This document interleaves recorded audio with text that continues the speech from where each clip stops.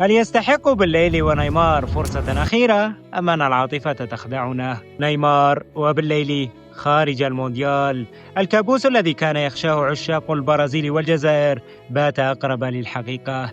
كل المؤشرات تؤكد أن عودة يوسف بالليل هذا الموسم شبه مستحيلة، وإن حدثت فبعيدة تماما عن نسق المنافسة، وبالتالي خارج حسابات فلاديمير بيتكوفيتش. أما نيمار، ورغم الضغط الجماهيري الهائل جاء رد أنشيلوتي واضحا: لكل رأيه وأنا صاحب القرار. هنا يبدأ الصراع الحقيقي بين العقل والقلب. لاعبان صنعا لحظات لا تنسى ويحملان علاقة عاطفية استثنائية مع الجماهير، ولو كان القرار بيد الشارع لكان في القائمة بل في التشكيلة الأساسية. لكن السؤال الذي لا مفر منه: هل المونديال يلعب بالعاطفة أم بالجاهزية؟ في كرة القدم الحديثة لا مكان للماضي، والاسم وحده لم يعد كافيا.